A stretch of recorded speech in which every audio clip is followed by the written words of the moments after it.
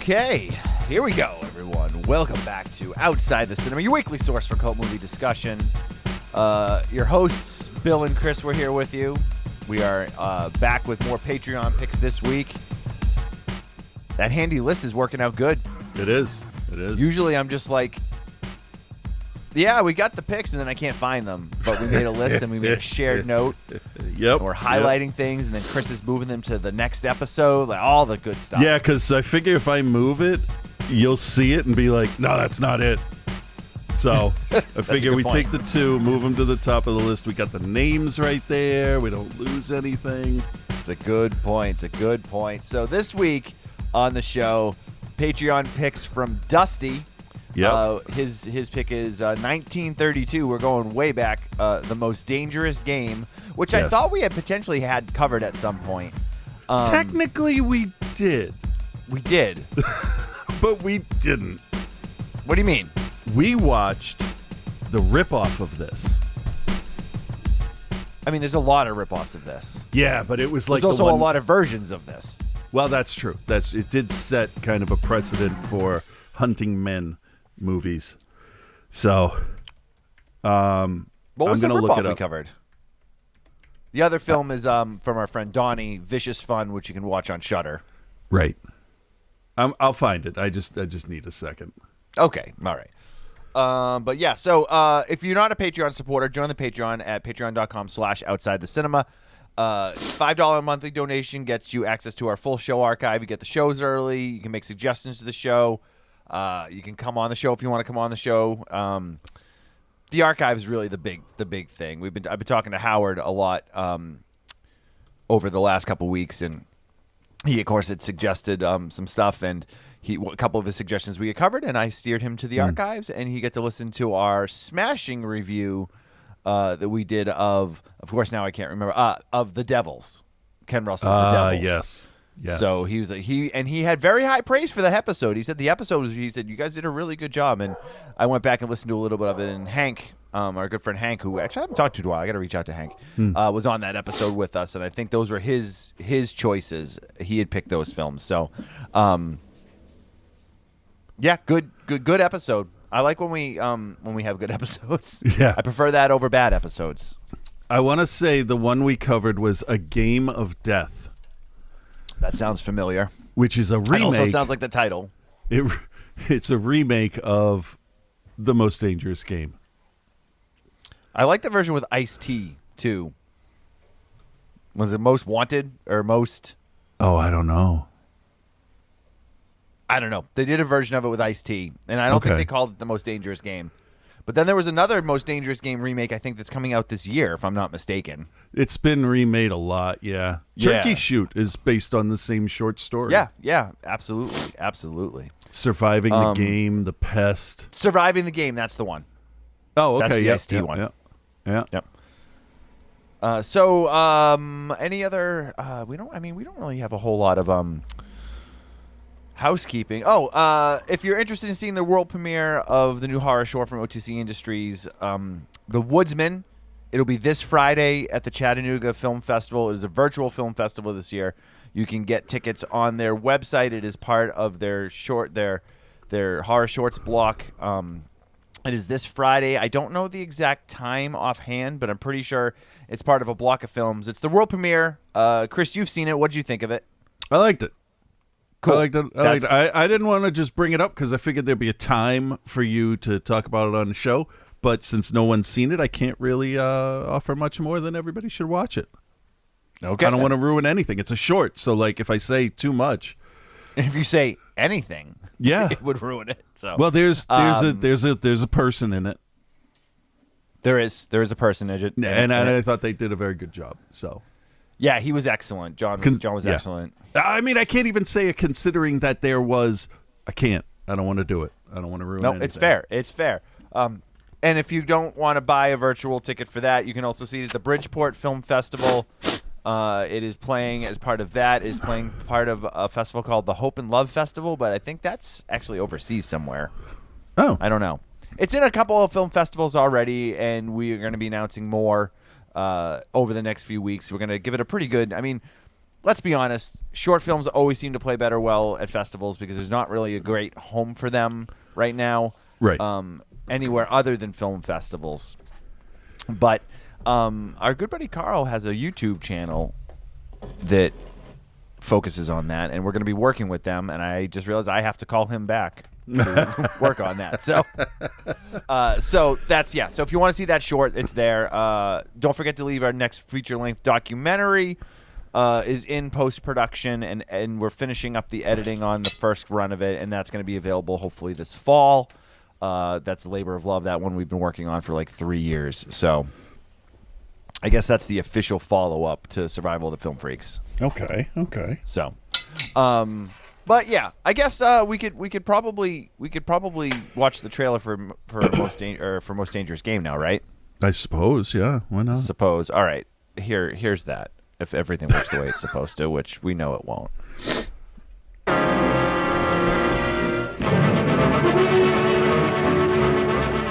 You take half-drowned men from ships you've wrecked and drive them out to be hunted. I give them every consideration. To be shot down in cold blood. Oh, no. Oh, I admit with this annoying fellow. But usually I give them hunting clothes, a woodsman's knife, and a full day's start. Your fangs and claws, Mr. Rainsford. Why did he go? He's playing with us, like a cat with a mouse. What do you mean? You heard him say he'd hunt us as he'd hunt a leopard. It means he's gone for his high-powered rifle. His rifle?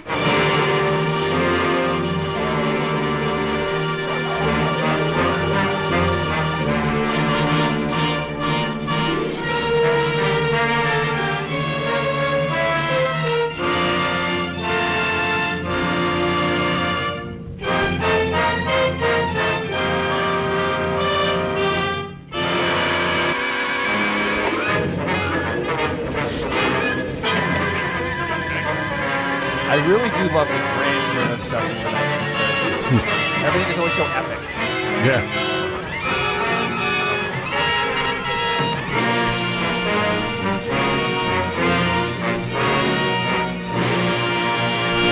All right, there we go. Epic music aside.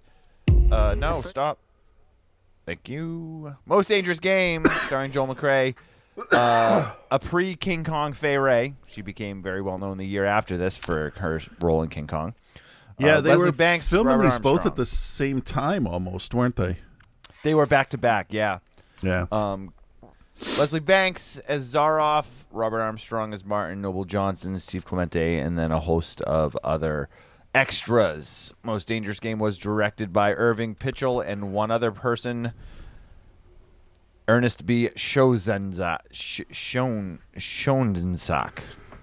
I'm not familiar with his name. Dr. Cyclops, Rango, The Four Feathers, This is Cinerama. Oh, he did Mighty Joe Young. Oh, okay. Yep. He directed Mighty Joe Young and Last Days of Pompeii. So actually, he's got some classics under his belt for sure.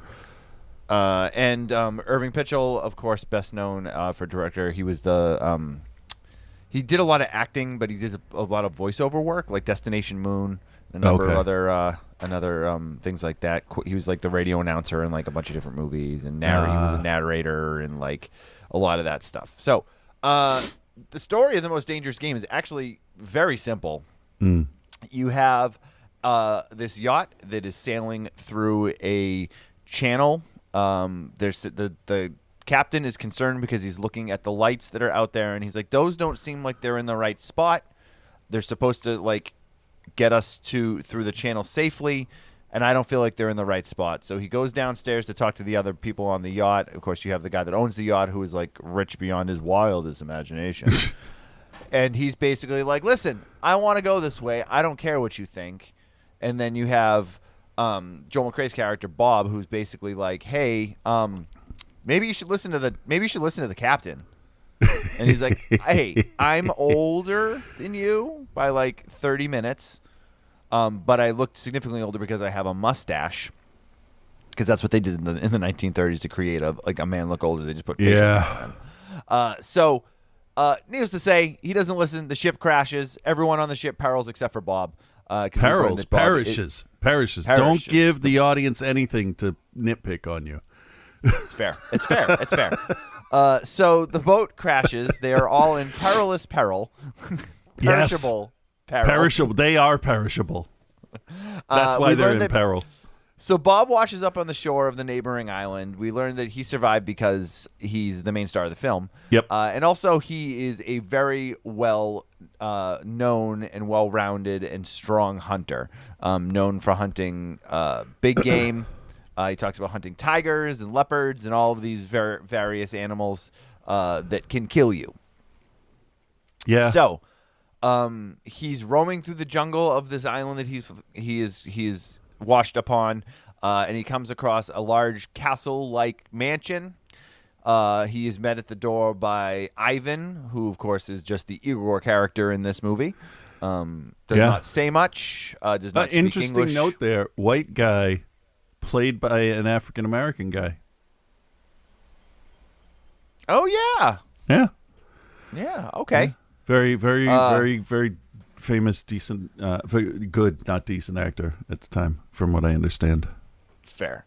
So then we're introduced to the man of the house, played by Leslie Banks, who many people will recognize. If you watch classic films, you'll recognize him from The Man Who Knew Too Much, and also he was in Henry V.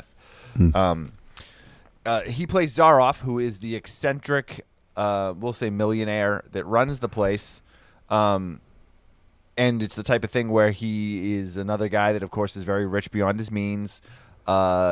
He lives on this island. He built this fortress there, essentially. There's all kinds of large doors and things and hidden rooms and all the fun stuff. And so Bob is like thinking at first that he's so lucky to be there, that this guy was there because he should be dead. And then we also meet Fay Wray's character of Eve, who is her ship was also sunk off the coast, and her and her brother Martin managed to survive. But apparently this is a thing. Ships just seem to sink off the coast of this island at a very alarming rate, I would say.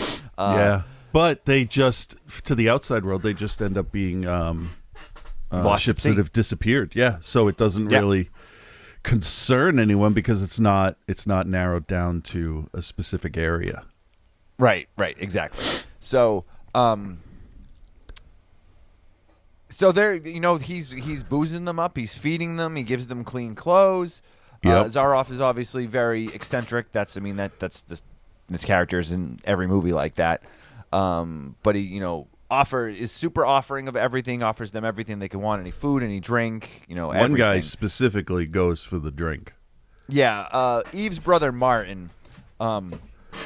He is that comical drunk guy from movies from this time period that it's just so over the top. Yeah. You were an adult. I'm an adult. We've been around people that are intoxicated in our life. Yes. And I've never seen anyone actually act like this style of the hey, let me tell you something about this thing that's happening right now. Yeah, no, he's definitely comic relief. Yeah. So he's like, can you play the piano for us, Zaroff? Oh yeah. And he's like, weird. And he's like, yes, I'll play the piano for you. It's actually quite a strange back and forth between the two of them because Zaroff is so deadly serious with everything that he's doing and saying, and Martin's just like, I've got a pencil mustache and a house full of vodka, and he's like, well, I play the piano and I hunt the most dangerous game, and the guy's like, these two things don't go. We should go on a boat ride together. Is there a point where he's like, you can come to my house in the Hamptons and we'll ride horses? Yeah. Like, what are you talking about? I mean, it seems like a lot of the movies, like the old Dark House, all of them have one guy that you're like, okay, shit can happen to him. He's the guy we need to die. Yeah, but also there's some theories that this is a response to Prohibition, showing how much of a loser you can be when you're drunk. Yeah. So, because that also happened a lot around this time too. That is true. That is very true. Yeah. So, needless to say, Zaroff is basically we know there's something weird with him because he doesn't let anyone see his trophy room. So Eve pulls Bob aside and is like, "Hey, listen. There was these other dudes here the other night, and he took them into that other room, and then we just never saw them again. Yeah. He told us that they took the boat back to shore, but there's these dogs out here. So take a look at that, and we see all these like really angry like Dobermans. And she's like, so like they went through that door there, and we never saw them again. These dogs are over here, and this guy is kind of a weirdo. Yeah. So maybe we think about this. And Bob is like, well, you're a pretty lady, so I'm going to believe what you're saying. You might be wrong, but there's potential for you to be the main love interest in this story. So let's go with that. Mm. So needless to say, Eve goes to bed. Bob's like, hey, you know what? I'm going to go to bed too. So then Zaroff's like, all right, I'll see you guys tomorrow. And then Martin's like, I'm going to keep drinking and saying silly things to you. And then Zaroff was like, maybe you'd like to see the trophy room. Yeah. And then Martin is not seen again. Yeah. It's all just very pedestrian at this point. And that's one thing that I do love about revisiting films from like the 1930s and the 1940s is how like they must have thought that this was like super intense. You know what I mean? Like not the first half, but yes, I can imagine the second half it would have been intense. Right? I would think so. Because I would think first so, they have not seen Irreversible in 1932. So yeah. Plus, people back then couldn't handle a lot of shit. no, You know, it's like two different thoughts and like, oh my god, what do we get? Ban all the alcohol. That's what we'll do.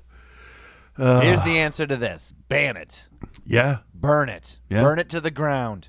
Yep. So Eve wakes up in the middle of the night looking for her brother and can't find him. So she wakes Bob and she's like, hey, Bob, listen, my brother, I can't find him anywhere. He never came to bed last night. I can't find Zaroff. There's just some weird shit going on. Mm. And Bob's like, okay, let's look around. So they look around and then they go downstairs. They're able to go into the trophy room and they find like a dude's head on a plaque on the wall, like as a trophy. Yep. And again, maybe in 1932 you would have been shocked, but 2022 you're like, okay, cool. Yeah, I mean we saw this coming. We know what's going on. And then Zaroff comes back in, and they have the brother on under a sheet dead. And Eve comes out and, oh, you killed my brother. What did you do to him? And then Bob's like, hey, in his like best 1932, like, listen here. Listen here, you. There seems to be something amiss. I think there's a name for that accent, and I think I'm gonna look it up while you. It's called Mitchumism, like Robert Mitchum. The mid-Atlantic or transatlantic accent, and it was used a lot in the early 20th century. And I love it. And I do too. I love it. I do too. And it's what do you mean you hunt people? That's not right. And everything kind of goes up, but it's not a question. Now listen here, you. Yeah. You don't give men a chance. You run deep, real deep. You give him a knife and you shoot him with a gun. Who do you think you are? And he's just so obviously Bob lays into him. He's like, but I think what's so interesting about it is Banks's character, the way he plays Zaroff. Like he definitely portrays that like, no, this is just a game. Like I provide them with, I give them a knife, I give them hunting clothes, I give them a head start. They're given every opportunity to escape. I don't understand what your problem is with this. If you know what I mean, I'm gonna hunt you. If you escape, cool, you're gonna be free. But nobody's ever escaped. And so what if I know every inch of this island and I have 40 dogs and people to help and guns and all the time in the world, and I've trained and I've done this a lot. I'm sure you'll be fine. Yeah, I don't understand what your concern is. Hold on. Let me progressively keep getting larger and larger guns to shoot at you with. After I say, don't worry, I'll only use my bow. Hey, no, that's he's like, that's my bow. I use it all the time. Yeah. So, obviously, I mean, we know where this is going. Bob is going to be forced to be hunted. Fay Ray, Eve doesn't want him to go alone. He's not good, but the thing is, Zaroff is not going to hurt Eve because if he defeats Bob, he gets to keep Eve as his present. She's not asked if this is okay or if that would be on the table. It's just a given. Not to mention, they're not together, and they weren't even on the same boat. Nope. He's just making up the rules. It's fine. It's fine. He's rich. He can do whatever he wants. So I think one of the interesting things about this movie is it only runs 60 minutes. It's actually quite short. Yeah. But yet the first 40 minutes of it aren't even the chase. They're not even. They don't even start the game until about minute 37, which I thought was interesting. And it all happened. Then it all seems to happen very quickly. Well, I mean, it should. You don't want to have on a small island. They specifically make a point of saying how small the island is, and then they illustrate it because they get their head start, and before they know it, they're at the coast, and they're like, "Oh, yeah." So I actually don't think that's a bad thing because that really just ratchets up how much trouble they're in. And a shorter chase would be more exciting. I mean, you get a couple of days in Predator, where one day where it's the two of them, planning for each other and all that. And the one day early on where he hunts down almost his entire crew. That works, but for a different reason. right. Even Hard Target had a lot of a bunch of setup before Lance Henriksen gets his crossbow or whatever it is. No, you're right. But so it all happens very quickly, and they're running through the forest. And despite the fact that they're given a full day's head start, he manages to catch up with them within a minute. Oh yeah, he knows where they're going. I mean, oh yeah, because there's only so many places you can go because it's a tiny island. Yeah, he probably took his dune buggy over there. And he basically is like, "Don't go into Fog Hollow." Yeah. Okay. Why? So of course we end up River in Fog Bottom Hollow. Nightmare Band gonna get you? I know, right? That's Frog Hollow. That's the soggy. I thought that was the Soggy Bottom Boys. That was Oh Brother Where Art Thou? Yeah, right? yeah. All right. I can't. They're all the same. So Sure. Needless to say, chases them down. They try to set some traps for Zaroff, and none of them get him. But Zaroff again keeps upping the ante by being like, "Well, all right, he's already caught them," and then he's like, "Well, I'm gonna go get my gun now." Yeah, I've had enough. And my 30 dogs and my 20 helpers. Yeah. And so the chase ensues, and I don't think I'm spoiling this for anybody. When they escape. Yeah. But it was cool that they gave you the misdirection of thinking that Bob was killed, but he wasn't. Right. So right. Again, these are full spoilers. It's a movie from 1932, and if you don't know the story of Moses Jr.'s game at this point, then I don't think it's going to matter. If you don't know, you haven't been listening to what we were saying. No. So either way, it all comes together exactly the way that you thought it will. Yeah. I will say for a film that is now 90 years old. Wow, yeah. 90 years old. It holds up incredibly well. Yep. It really does. It obviously feels like a 1930s movie, the big bombastic score. Yeah. The the look of it. It looks 1930s. Even the version that we watched was I watched the version that was on HBO Max. Okay. I don't know which version you watched. I forget where I watched it, but it was colorized. Oh, you watched the colorized version of it? Yeah. Oh, I watched the original black and white. Apparently, Ray Harryhausen helped with the colorization. Very cool. It's not something I thought he did, so that's interesting. Nice. Yeah. But I mean, it's got the look, it's got the feel, it's got the acting, it's got the the accents, it's got all of that stuff. And I think the acting in this is also spot on for exactly what it is. I think Leslie Banks' Zaroff is amazing. Yes. I think he's awesome, such a great villain. Yeah. He's that type of villain has definitely been he set the standard for eccentric millionaire. And absolutely. Definitely a lot of people followed that. I mean, he is based a bunch on Dracula also, but For sure. Yeah, but that's all right. And Fay Ray is the femme, not she's not a femme fatale, but eye candy, I guess. She would be the damsel in distress. Damsel in distress, because that was actually a thing. That's not a thing anymore. But No, it it really is. isn't. It is in poorly written movies, but Fair. But her and Joel McCrea, I thought, worked well together. Like she was the good. She was likable. She Yeah. wasn't too screamy, because some of those damsels in distress can just they just scream the whole time. she had a couple. She had a couple where she I'm had a like, couple. why are you yelling? Just do something. Yeah, it was But- fine though. It was enough. Yeah. No, it wasn't too much. Right. Right. And Joel McCrea as your hero, I thought did a great job. I like that they let you know right up front that he has survival and hunting experience. Right. So like when he starts to set traps and stuff, you're like, okay, yeah, and this is all very believable. Right, because I mean, you want in this kind of story, you definitely want a person that's capable. You don't. Right, You exactly, don't want to follow the drunk who gets hunted in the fucking basement of the castle and dies. I know, right? That's I don't even know if that dude. Do you think that dude even left? Like when they put him outside, do you think he even left, or he's like, okay, I'm just gonna wait here to see. This is a funny joke. yeah. Oh man, when he was like playing the piano, and then after he was done playing the piano, and was like, we'll go up to Saratoga Springs and we'll ride the steeplechase. And it's like, and Zaroff's just looking at him, holding that weird long cigarette, and he's just like, I hate you, right? Yeah.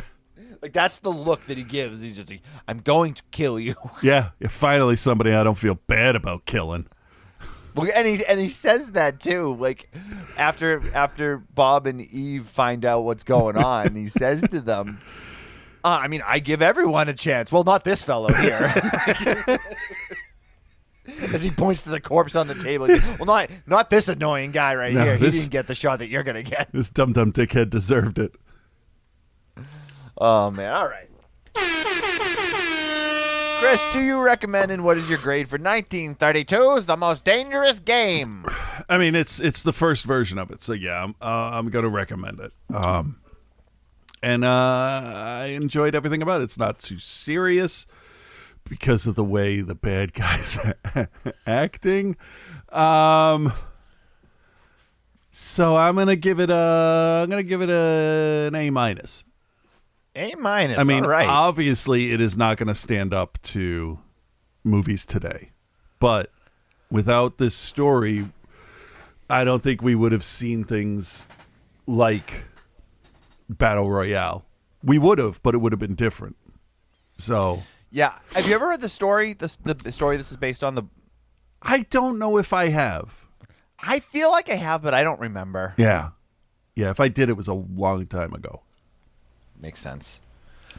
Okay, then my turn. Yeah. Right. I'm gonna recommend it also. I really actually enjoyed it, and I remembered I watched it a few years back, and I enjoyed it then too. Excuse me. And this stuff is so easy to digest too because it's short. 60 minutes. Yeah. Like I would kill for more 60-minute movies. Like I just like every time we sit down to watch something new, and it's like 2 hours and 37 minutes. It's like Yep. this is a zombie movie. Why is it almost 3 hours long? Right. Like last night, I sat down. I should watch something before I go to bed. I don't want to watch anything too long. I wonder how long this Adam Sandberg thing is. 7 Days in Hell. I'm like, it's like 47 minutes. Awesome. Because it's supposed to be like an hour-long HBO sports documentary. Yep. Yep. And I'm like, that's perfect. I got exactly what it promised, and I was good. Yeah, I wish there was more. I really do. But I mean, this is a certified classic. There's a reason why people will still go back and visit it. There's a reason why like HBO Max still has it streaming on its service because it's a nice, time capsule thriller from that time period. And, obviously, if you're going into it with a 2022 mind, you're not gonna. I mean, it's not going to offer you what you're going to get.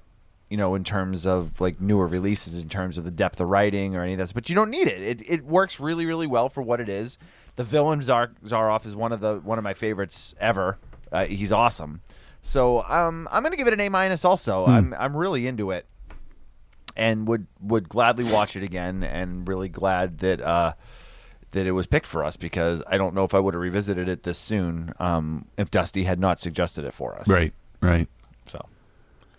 Cool. Well, there Yeah. you go, Donnie. There is, or not? Yeah, not Donnie's doing the next one. Dusty. Yep. Dusty picked Most Dangerous Game. Thank you very much for suggesting it. Our next pick is Donnie's pick. It is called Vicious Fun, and it's from. It's listed as 2020 on IMDb, but I think it actually didn't get released until 2021. Okay. And it is a Shudder exclusive, if I'm not mistaken. Oh. Or it was, at least. I don't know if Okay. it still is. It was. Either way, Vicious Fun 2020. Here's the trailer. Need a ride? As far as I can. Hop in.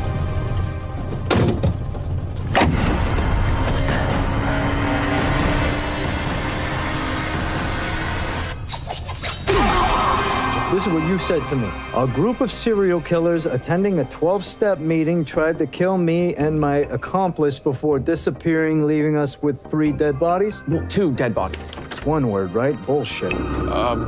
Sorry to interrupt your meeting. Thanks so much for coming out. How do you maintain your lifestyle and keep your urges under control? I murdered the same victim repeatedly. Just give me a mask. Have you ever bitten into a kidney? What is this, some kind of support group for serial killers? Why are you here? It's complicated. I thought you had our little group sessions on lockdown. Are you Skinner, a slicer dicer, or a corpse humper? How did you get in here? I got drunk at the bar. I passed out in a closet for a few hours, okay? 911. Yes. Oh my God, it's horrible. Now, Bonnie told me that people are coming here to try and kill him. And maybe us. What? Us? Why? Tony!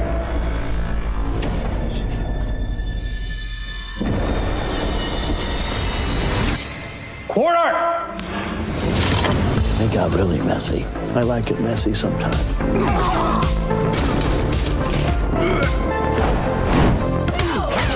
I'm smack in the face. I'm like a coiled snake. Gentlemen, we are about to have a lot of fun tonight. Hey, I didn't even gag.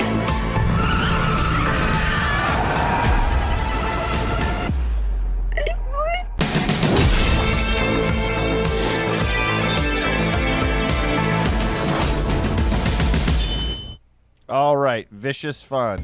Stop. Damn it. Evan Marsh, Amber Goldfarb, Ari Millen, Julian Richings, The Kurgan, also known as Robert Mallet, Sean Bayek, and Dave Keckner, who just got arrested for DUI or something ridiculous. Like, he got, like, real hammered somewhere and did some stupid shit. Wait, what Kurgan? What are you talking about? So Robert Mallet, the guy that plays the big dude, Yeah. he was the Kurgan in WWE. He used to be a professional wrestler. Oh, I forgot that wrestling often steals names from movies. Yes. Yes. He was also the co-pilot of Cherno Alpha in Pacific Rim. Ah, okay. That's where I recognize him from. Fair. So, Fair. yeah. Vicious Fun, taking place in 1983. We meet Joel, who is a film critic for a magazine called Vicious Fanatics. Is that what it was? Yeah. Or was it called, or was it? It's Discount Fangoria. Yeah, it's supposed to be Fangoria. They just Yeah. didn't get the rights to use the name. Yeah. So he he's a horror movie critic. He's kind of a dick about the way he does things. He is the You're internet so troll. generous. He's kind of a dick. He tells a director to his face that his movies suck and then gives him a new idea because he thinks he's better. He's a pretentious asshole. He really is. And he's a nerd, and he's kind of a loser. And he's in love with his roommate. So as he's coming home from the meeting with the director, or the interview with the director, he sees his roommate coming home from a date. Yep. And he decides that he's going to follow the date to wherever he's going, and basically just kind of being like I don't even know what he thought he was going to do. I think he thought he was going to try to scare him away. I think, from the roommate. I think he wanted to like size him up, see what kind of competition there was, and then see how serious he was about her. That's usually how these unrequited love things go in the beginning. Yeah. so he lies to him. He starts talking to him at the bar, and he lies to him about his name and all that. And he thinks that they're going to hang out and talk, and then the dude sees another girl and takes her and leaves him with his bar tab, which is not cool. But we skipped over the murder in the beginning. Because why'd you tell everyone about that? The pharmacist from It is still out there doing his shit. So we have to assume this is somewhere in Maine because the dude looks exactly the fucking same. And this is probably, on a Sunday when his pharmacy's closed. So he picks up a girl who's on a payphone and offers her a ride. And this movie is about serial killers, so you're just waiting for this guy who is a born and bred serial killer, because that's how he looks, to kill the girl. Oh, we also saw him like sharpening his knives and stuff and putting them into his suitcase. So. Oh yeah. But then she stabs him in the chest multiple times and drives his car away. And then we switch. Yes. We switch over to whatever the jackass's name is. Bobby, Eddie, Huey. I don't know. I think it's Bob, Ari Millen. And so from there, he talks to the dude. The guy leaves. He just gets like blackout drunk at this bar and goes and falls asleep in the bathroom, like all people that don't have a problem do. Right.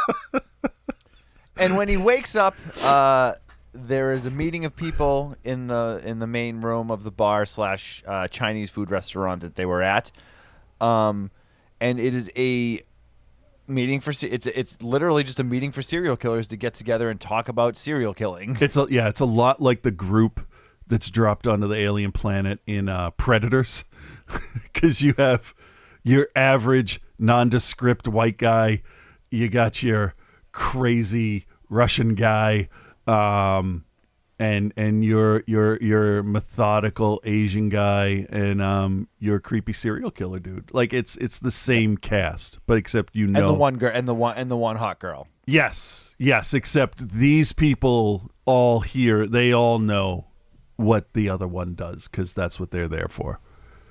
Right. So they see him and they're like, hey, like, what's going on? And he figures out, like, they're like, oh, you're the guy that's missing. You're Tom or whoever that was supposed to be here. Well, no, so he sits down with them. It was definitely a name that is like, it was like Phil or.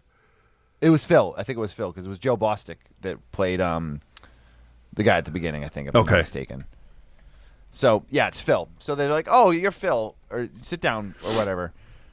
Right, because he wakes up and just stumbles onto it. It's really, first of all, it's strange that, like, no one from this Chinese restaurant is there. Right. Unless didn't they kill him and, like, because he was packed in the ice chest or whatever? No, that was Phil. Oh, okay. Yeah. Okay. Yeah. So he sits in with them and is basically like, like serial killers and stuff. And so he then retells the story of the movie that he had pitched to the director. Taxi cabs. The taxi cab thing. And he's like, so yeah, that's how, like no one thinks twice about a taxi cab, blah, blah, blah, blah, blah. But then they obviously find him out. Right, because what's great about this is they're serial killers in real life in this movie, and he is a horror writer who wants to be a writer or director, you can tell. So he thinks he has the best idea for a serial killer to stay under the radar, and his idea is taxi drivers. Which, the way he explains it, is actually pretty brilliant. It makes sense, but I loved that they like really got into the idea of it and are like, yeah, but how does that work? Because like you have to call in the address of where you're taking them, so that's on record. And he's like, no, I do it in my off time. Oh, so you drive your cab around in the off time? how does that even, and they just keep going. They do to him in real life what people do to movies nowadays. They were looking for Well, it's funny, though, holes. because they were buying it until Bob came back. Because Bob comes back in, and he was running late to the meeting, and he was like, he's like, hey, I remember you from earlier. We were talking earlier. Yeah. Like, what are you doing here? And then he starts to question him, and then that's when all like, well, yeah, actually, what do you do if such and such and such and such? Right. Now, I don't want to really go. I mean, there's a twist that's coming that I guess it's early enough in the movie that we could kind of spoil it. Oh, see, I didn't consider it a twist because we were let in on it in the beginning. Yeah, but we weren't let on in terms of exactly what she was doing. Yeah, but we knew that the guy in the car was Phil, the one she had murdered. Dude. We knew that he was a bad dude. Yeah. Anyway, all right. So the girl Carrie, she basically is a serial killer that kills other serial killers, but works for some sort of shadow organization. Yes, that's basically taken it upon themselves to rid the world of serial killers. And she talks about how that group in there is responsible for 90% of the unsolved murders in like the Midwest or whatever.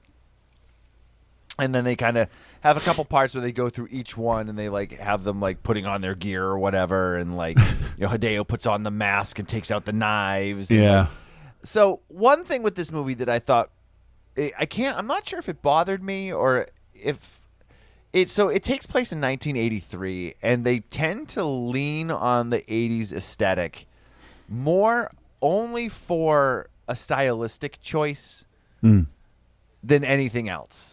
Well, right? the 80s are the go-to decade for isolation because we didn't have cell phones. So it's the easiest to go back to because, like, I mean, in the first Lethal Weapon, they had a cell phone. They showed it. It's gigantic, but there is a cell phone. So you can't go to the 90s and be like, okay, well, you can't contact anybody because if you get to a payphone, you get to whatever, you could beep somebody, you can leave a message at that point. Well, and I guess too, if you want to like the whole like thing with this, I mean, there wasn't DNA testing at that point, so like the serial killers can get away with it. The idea is that people got away with the law more. It's why so many of those serial killers from that time period, whether it was, the California, what was it? The California Strangler, whatever. You know what I mean? Like, right. But the BTK killer took so long too, until basically the daughter, if I remember right, had to turn him in for them to finally fucking figure out who he was.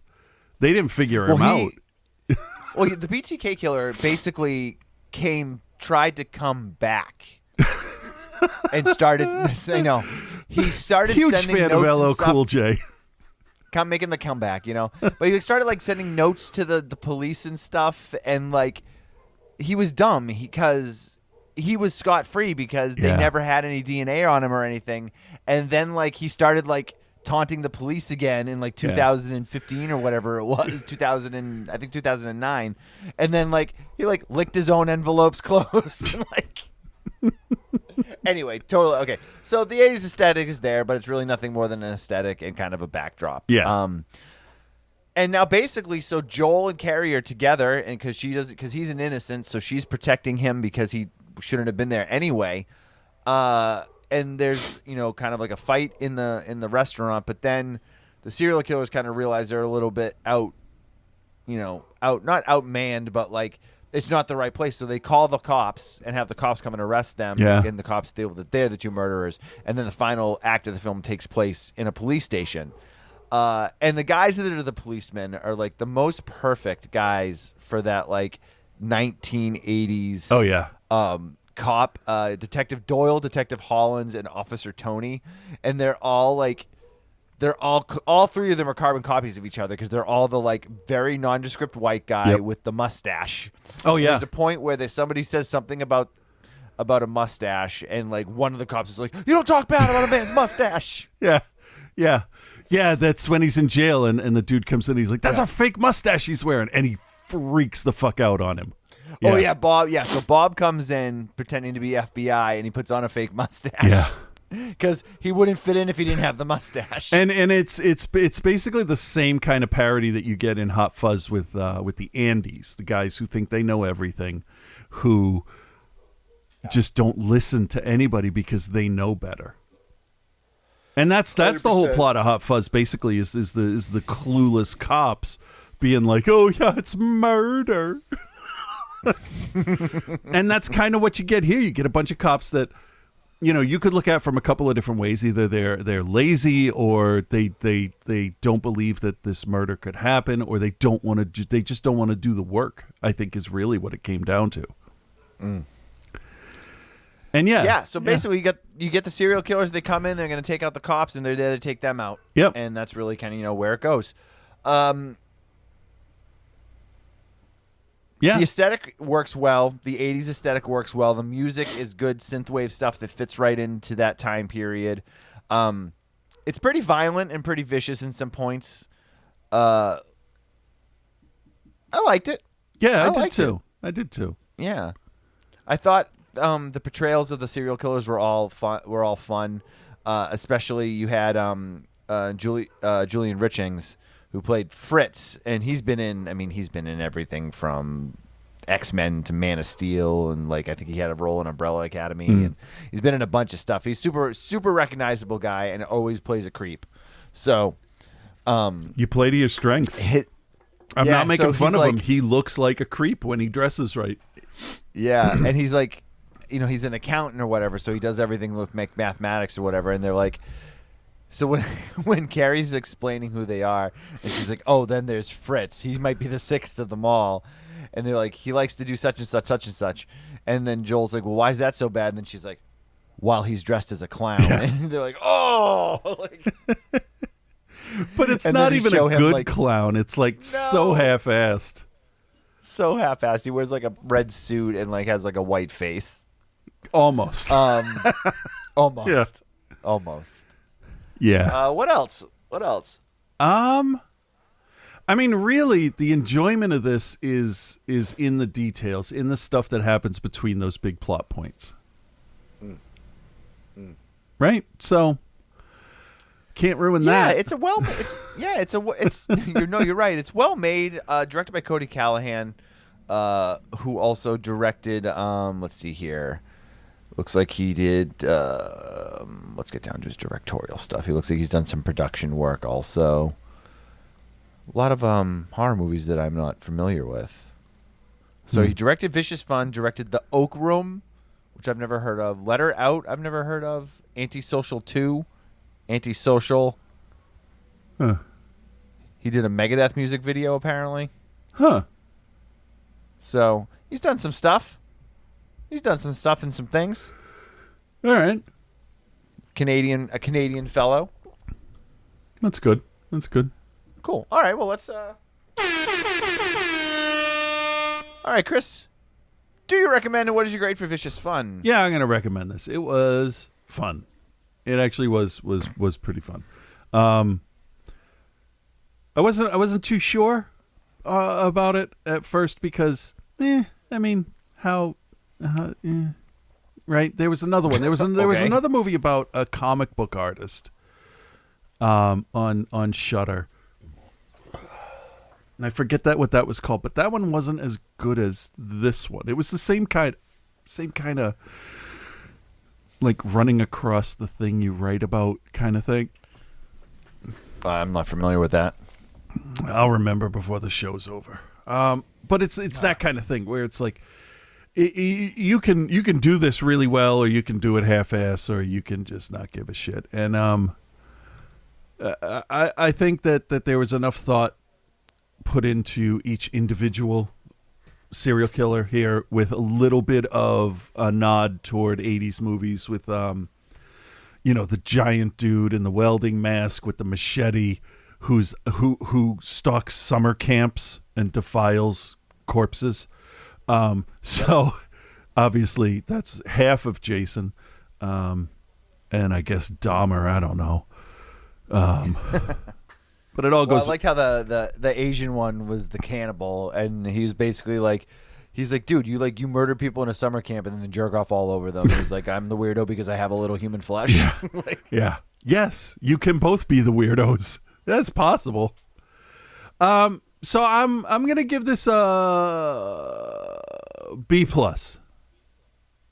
Okay. I think in a little bit, maybe if I watch it again in a couple weeks, it might go up. But first impressions, very good. Not sure how great it is yet, but I do like that they realistically set this up for a possible sequel. Agreed. I'm also going to recommend it. I'm also gonna kind of fall in with you with I think it's really good. I don't think it's great. Yeah, I'm not sure if it is. But I definitely enjoyed it. I had watched the trailer for this a few times and hadn't pulled the trigger on watching it on Shudder. And I'm kind of mad that I hadn't watched it yet, but I don't think it's something that I don't think it's an essential view. It's not something you need to make sure you watch this right now, but it's definitely something to add to the list so that you will get to it at some point. Yeah. If that makes sense. Good, not great. I'm gonna give it a B, just a straight B. Okay. But I liked the characters. I liked the serial killers, the development that they gave them. I loved when they kind of did the serial killer roll call when she was explaining who they were, and she's like, Hideo will hide in the ceiling or whatever. Yeah, and that's he goes to find that first. You're right. Yeah, first thing he does is get into the vents. Yep, and they make fun of him for that too, which I really like because everybody thinks their way is the best way, right? Right. So yeah, some of the interactions between the serial killers during the meeting portion of the film, I thought was pretty good. Random acts of violence. That's the one I was thinking of. I don't know if I watched a pair of comic book writers begin to notice scary similarities between the character they created in a horrific real life events. It's Jay Barra's show. I feel like I watched that. Oh, I did watch that. Yeah. Oh, excuse me, I didn't mean to yawn in the microphone like that. Yeah, I did watch that. That was good. Yeah. I like that. Yeah, not as good as this one, though. But it reminded me of it a little. You think you know that world, and then once you're in it, you're like, oh, shit, this is not fun. Right. Speaking of not fun, this week Joe watched From Dusk Till Dawn Part 3. This guy, he puts up with so much shit. Well, hello, Bill. Hello, Chris. And hello, OTC Nation. It's your boy Joe here, and will I want to hang myself or not this week? I don't know. Bill made me watch Dusk Till Dawn 3, The Hangman's Daughter. I'm writing this after I've watched the movie, this first part at least, and written my review. I watched this entire movie waiting for Bon Jovi to show up because Bill has mentioned it twice in the last couple weeks. I had no reason to doubt it. Well-known people do cameos in movies of all levels. True. I'm sure Bad Medicine will show up, say some cool shit, and probably get iced by a vamp. Nope. Nobody was slippery when wet here. But out of curiosity, I looked into it, and Billiam, I think you were thinking of the straight-to-video sequel to John Carpenter's Vampires called Vampires Los Muertos. Yeah. That's exactly what I'm thinking of. It is. Whoa. You were halfway there. What we do get is the return of Michael Parks to the franchise, and in a leading role. I am here for it. Okay, Sign me up. Michael Parks is one of those actors that would get my interest in a movie just by his presence in it. Coming in at the opposite end of that spectrum, however, is Rebecca Gayheart, playing a Christian missionary here in Old Mexico. So I guess it's a wash. That said, there's a fantastic line here where Parks is in a carriage with Gayheart and she offers him a Bible. He dunks on the Bible for a bit and she asks him if he's an atheist. And he looks at her and he says, "Yes, ma'am. Thanks to your God, I'm an atheist." Huge pop. Crowd goes wild. I am stealing that line. We're definitely in so far so good territory here, but I'm still early in the movie. If they can keep up this energy and wit, we'll definitely have a pretty fair straight-to-video flick on our hands. Nobody's more surprised by that than me. Speaking of actors you recognize, there's a bit of a deep cut. This is a bit of a deep cut, but the titular Hangman's daughter is played by, I think her name is Era Selly, who my fellow Buffy geeks will recognize as the Incan princess turned mummy from the early early episodes of season 2 of Buffy. Great actor? Not really. Passable. Easy on the eyes? Forgive me for getting Midwestern here, but oh, geez, yeah, no, you betcha there, bud. Yeah, she's real easy on the eyes. I was also a bit stunned to see Kevin Smith's name on the cast list as an actor. Now look, I don't hate Kevin Smith. I used to really love his movies, and I think he is a well-meaning, affable guy. Sure. But he's about as much of an actor as I am a gymnast. Luckily, it's just some guy named Kevin Smith. It's just some actor named Kevin Smith. So we're saved from big dopey faces being made directly into the camera and line deliveries with all the verve and life of a mopey teenager being asked to take out the trash. Lastly, the Hangman. The Hangman knows this is the way, because it's Temuera Morrison about 20 years before he became Boba Fett. And here's a weird thing. He looks exactly the same. I bet his teeth are like different. To the point that it's actually a little bit unnerving. People should age in 20 years.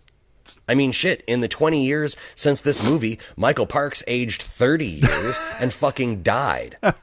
Boba Fett looks like he aged like 6 months. Yeah. I don't know.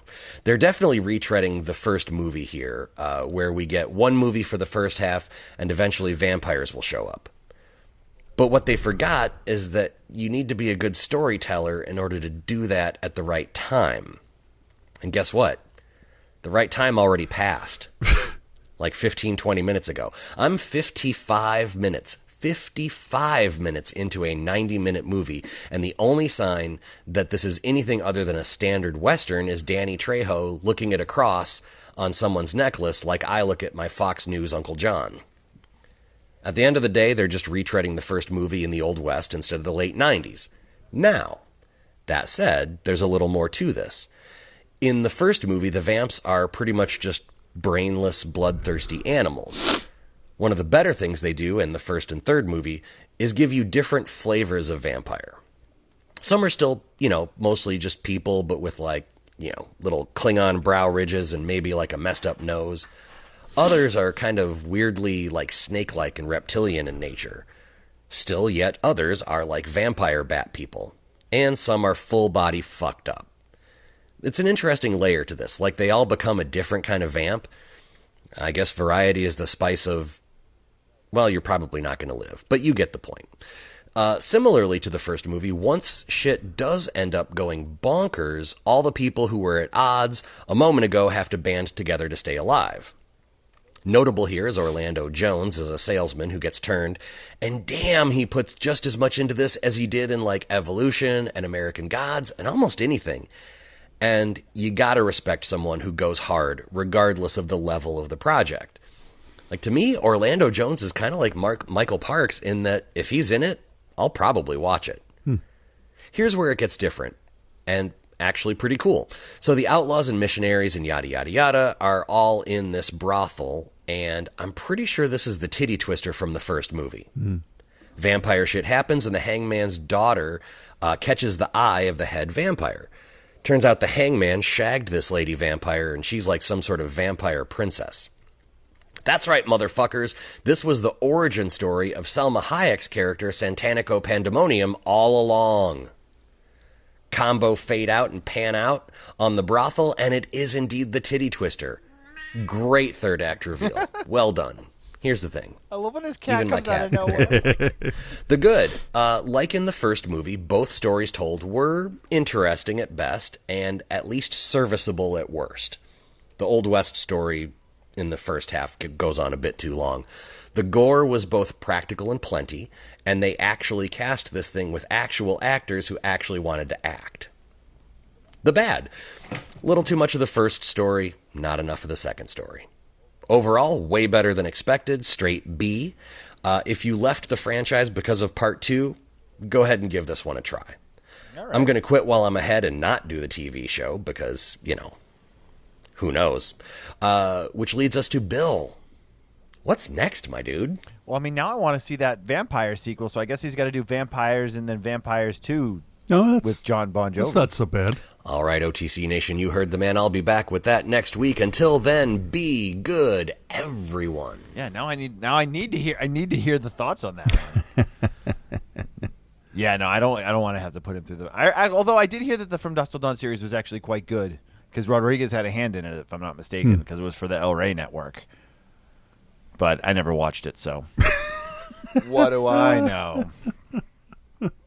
Okay, well, let's get this Reverend Scott segment in here too. Okay, because he made one, and we should listen to it. This is the run of Godzilla films that I'm not super familiar with. Not the Showa era. It's the what era is it technically? Is it Heisei? I can't remember. Heisei. I can't right. keep those straight because I never really committed it to memory. I know Showa is like it's the original run. It's like show me all the goofy Godzilla movies. Show me your tits. What? Hey everybody, James Balsamo here, ready to talk about boobs.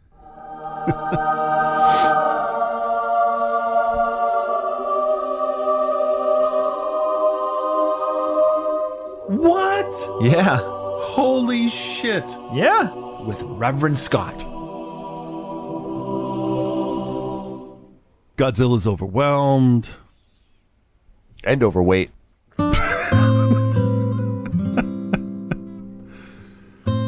Hey there, Bill and Chris. This is Reverend Scott. Oh, yeah, look at that.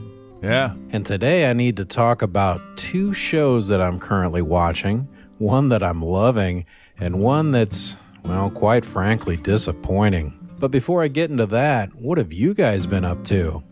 We start our run of what is probably going to be like 2 months of Patreon picks. Very excited about it. Not really. Ah, yes. It's that time of year again. The time when Bill and Chris give pity A grades out so people don't unsubscribe from the Patreon. God damn it. The first of those Patreon picks last week was Siege. Let's hear a trailer. So Siege 1983. Here is a trailer. Is that playing on the thing? Damn it! God damn it. I thought I fixed this last week. Well, you did, and then it unfixed itself in the 6 days in between. Oh, hold on, everybody. All right, there we go. We should be good now. All right. I don't know what I just did, but I definitely hit the wrong button. All right. Black damn it! Siege starts out with a group of guys that go out to the gay bar together, and they start throwing out F-slurs like it's candy at a 4th of July parade, all in an attempt to fool everyone into thinking that they didn't want to actually be there. And as with most nights out with the boys, this ends with virtually everyone innocent in the bar getting murdered. To which some guys in the group were like, oh, whatever. But when one witness escapes, things in the group starts to get heated. I don't know, guys. This is taking it really far. We gotta get out of here. Which leads them to a home with blind people in it or something. And these dirtbags really want to get inside to find that witness. And they're like, we're with the authorities, or they were like, we're helping the authorities or something, so we need to bring them in. And this dude's like, I don't think so, man. He's like, well, you gotta let us in, man, because if you're harboring a fugitive, you're gonna be in a lot of trouble. And he's like, I'm still not buying it. Then more murders happen, I think. Sounds pretty great. So great that Bill and Chris got in a fight of their own over the grade. I'm gonna give it an A-, man. You know, I was back and forth on the A- or B+, and I'm gonna go with you. You're such a copycat, give it the same as you. Get your own deal, man. All right, I give it an A. What? There you go. Better than you.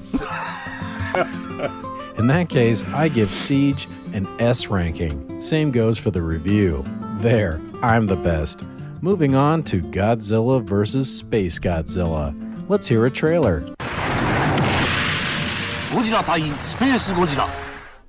I love, Whoa, you're coming at me all wrong. Jesus. No one cares. Wow, cool. Tell us about the movie, Chris. The cutest baby Godzilla ever. I love it. Looks like a friggin' Care Bear. It does, and I want to hug it. Of course, you gave this an A- too, I think. What more can I say about a Godzilla film? no Matthew Broderick in it, I give it a B. And I give the review a B. Moving on, what have I been watching that I loved and was disappointed by? Well, it was 2 shows. One on your boy Disney Plus called Obi-Wan Kenobi, and the other on Amazon Prime called The Boys, specifically Season 3. Both are only a couple episodes into the season so far. And nothing against anyone that's enjoying Obi-Wan so far, but I have to say, after seeing The Boys this season, it's made me realize just how shallow and boring Obi-Wan really is. Now you done fucked up. Now don't get me wrong, I like a 3-episode long Star Wars chase scene just as much as the next guy, but there was just nothing much more to it than that. I was disappointed by that, but yeah, whatever. I mean, really, it's not that bad. The Boys, on the other hand, gave me a staggering amount of character development for multiple characters in such a short amount of time. Not to mention a lot of humor, tension, and a lot of gore. Seeing characters struggle with their place in life now, how their actions are affecting others around them, and are changing as a result of their choices was so entertaining to watch. But I know what you're thinking. Obi-Wan is on Season 1 and The Boys is on Season 3. Yeah, duh. Well, Obi-Wan has 9 fucking movies around it, not to mention the animated series, so I think they've had some time to establish the characters. And are Obi-Wan and The Boys even in the same category of TV show? Yeah, why are you even comparing them? But do I give a shit? No. All I care about is my personal enjoyment out of the time that I have to invest into a show and how I feel after I finish watching it. And at least for right now, my time is much better spent watching The Boys. Oh. So, So we'll have to talk about that. We'll have to talk about that. I do hope Obi-Wan improves in my eyes over the coming episodes and gives me a little bit more to look forward to than just some Darth Vader cameos. And that's about all I have to say about that for now. I better stop before Chris never talks to me again. And then Bill never talks to me again either, because he saw how easy it was for Chris to do it. I learned that from watching you. So yeah, well, I'm good at it. You know, if you're going to do it right. Just make sure you all tune in to Outside the Cinema next time, when Bill looks into the distant future and practices giving the eulogy for Chris's funeral. He was the most giving person in the world. He would have given the shirt off his back to anyone who needed it. Yeah. He was just a man that brought love to everybody. Yeah. So, it's so sad that he's gone. And then Bill looks into the not-so-distant future and practices giving my eulogy. Well, yeah, he was kind of a fucking dick. Jesus Christ, Bill, can you do better than that? Well, he was kind of a fucking dick and kind of deserved it. That's much better. All that and so many other fucking dicks that deserved it. But until then, peace and love, guys.